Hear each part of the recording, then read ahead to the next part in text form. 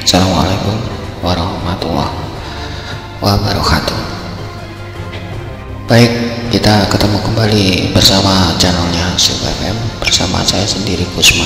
Di sini akan sedikit membahas tentang kisah perjalanan Syekh Subakir dengan Ki Semar atau Ki Sabdo Palon. Berikut ini cuplikan tentang percakapan. Semoga ini nanti jika ada kesalahan mohon dimaafkan. Syekh Subakir, Kisanak, siapakah Kisanak ini? Tolong jelaskan. Pertanyaan Syekh Subakir begitu. Kemudian Sabdo Palon menjawab, aku ini Sabdo Palon, pamomong pengembala tanah Jawa sejak zaman dahulu kala, bahkan sejak zaman kedewatan para dewa. Akulah pamomong para kesatria leluhur. Dulu aku dikenali sebagai Sang Hyang Ismoyo Jati, lalu dikenal Ki Lurah Semar Bodronoyo, dan sekarang zaman Majapahit ini namaku dikenal sebagai Sabdo Palon.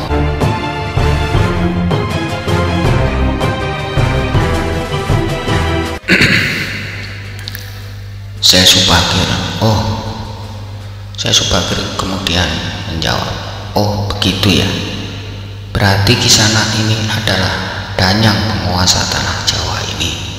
Perkenalkan Kisanak, namaku adalah Syekh Subakir, berasal dari tanah Syam, Persia. Lantas kemudian Sabdo Palon atau Ki Semar menjawab, ada hajat apa gerangan jenengan diko Anda rawuh datang di tanah Jawa ini? Kemudian Syekh Subakir menjawab, saya diutus oleh Sultan Muhammad yang bertahta di negeri Istanbul untuk datang ke tanah Jawa ini. Saya tidaklah datang sendiri, kami datang dengan beberapa kawan yang sama-sama diutus oleh Baginda Sultan. Kemudian Ki Semar atau Sabdo Palon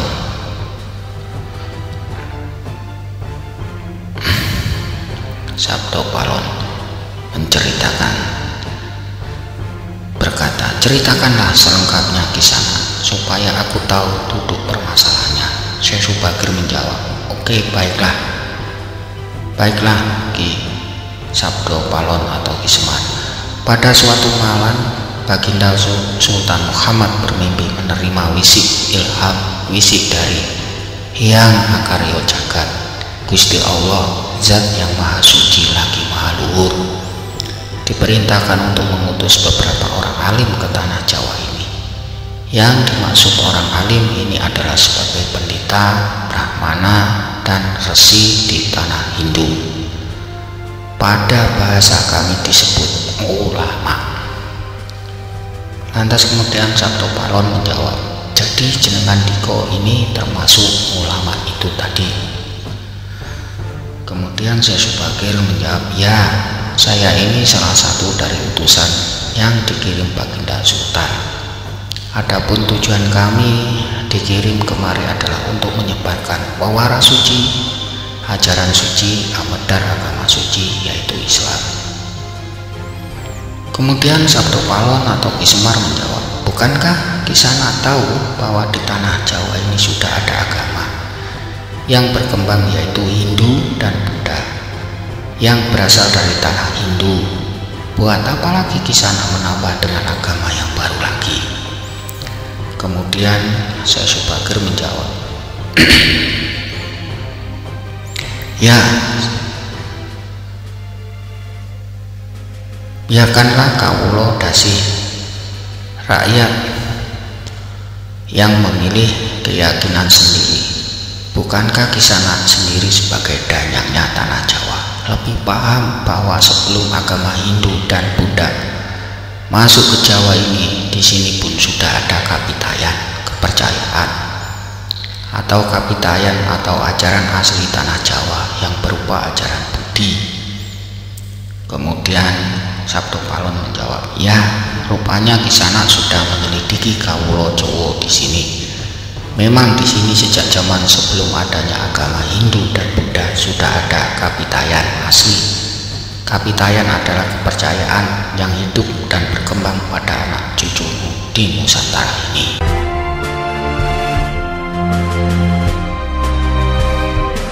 Dan Sesubagir menjawab, jika berkenan, tolong ceritakan bagaimana Kapitayan yang ada di tanah Jawa ini. Kemudian Sabdo Palon atau Ki Semar menjawab secara ringkas atau menjelaskan secara ringkas. Kepercayaan Jawa begini, manusia Jawa sejak zaman para leluhur dahulu kala meyakini adanya Sang Hyang Maha Kuasa yang bersifat tan keno kinoyo ngopo. Tidak bisa digambarkan bagaimana keadaannya. Dialah pencipta segala-galanya, Bawono Agung dan Bawono Alit, jagat besar dan jagat kecil, alam semesta dan alam manusia.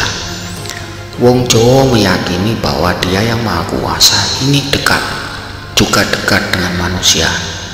Dia diyakini berperilaku sangat welas asih. Dia juga diyakini meliputi segala sesuatu yang ada. Karena itu masyarakat Jawa sangat menghormati alam sekelilingnya, karena bagi mereka semuanya mempunyai sukma. Sukma ini adalah sebagai wakil dari Dia yang Maha Kuasa itu. Jika masyarakat Jawa melakukan pemujaan kepada Sang Pencipta, mereka lambangkan dengan tempat yang suwung.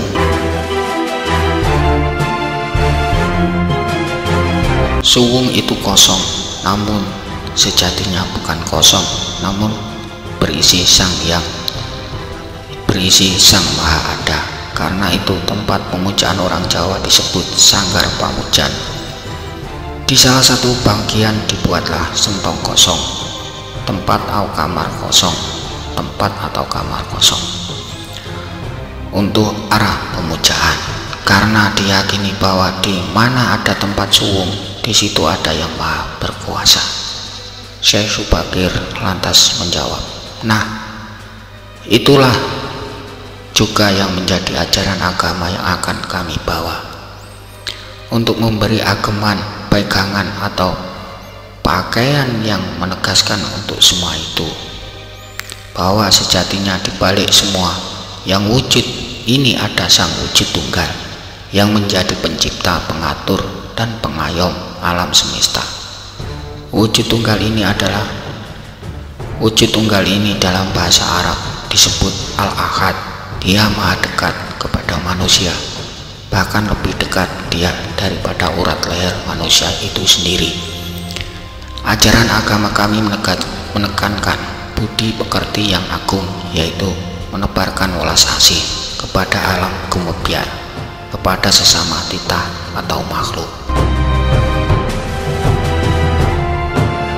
Lihatlah Sang Hyang, lihatlah Sang Danyang, betapa sudah rusaknya tatanan masyarakat Majapahit sekarang.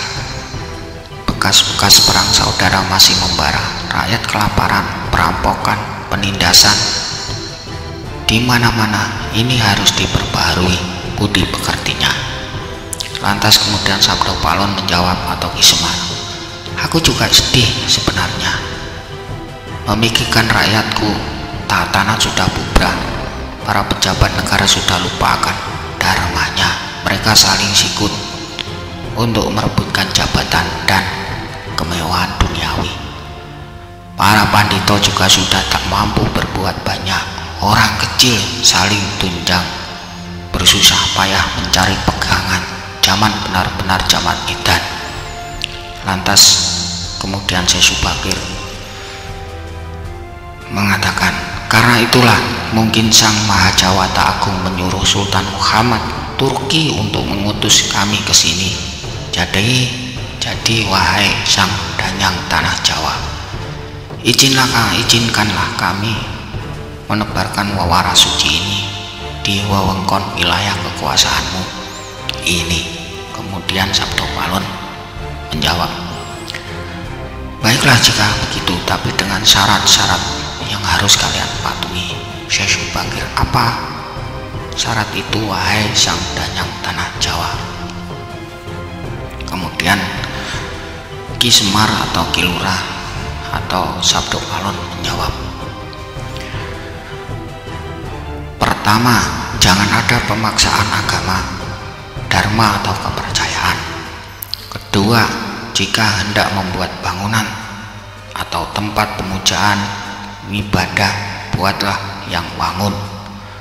Bangun luarnya nampak cakrak, gaya Hindu Jawa, walau isi dalamnya Islam.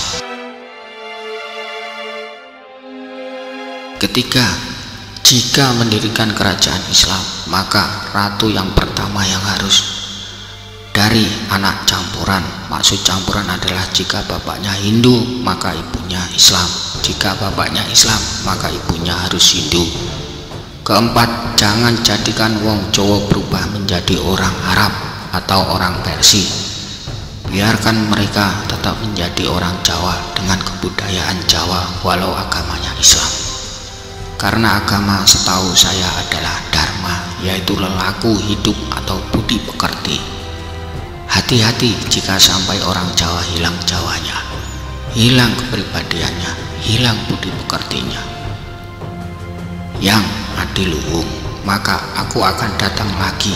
Ingat itu, 500 tahun lagi jika syarat-syarat kau abaikan, aku akan muncul membuat goro-goro. Kemudian Syekh Subakir menjawab, baiklah, syarat pertama sampai keempat aku setujui, namun khusus syarat keempat, betapapun aku dengan kawan-kawan akan tetap menghormati melestarikan budaya Jawa yang adiluhung ini. Namun jika satu saat kelak karena perkembangan zaman dan ada perubahan, maka tentu itu bukan dalam kuasaku lagi. Biarlah Gusti Kang Akarya Jagat yang menentukannya. Nah, sekelumit cerita atau sekelumit sejarah pertemuan antara Syekh Subakir dan Sabdo Palon ini semoga bisa sedikit memberi wawasan kita dan semoga menjadikan pencerahan bagi kita. Jika ada tutur kata yang kurang berkenan, saya mohon maaf yang sebesar-besarnya. Wabillahi taufiq wal hidayah wal inayah. Assalamualaikum warahmatullahi wabarakatuh. Wallahu a'lam bishawab.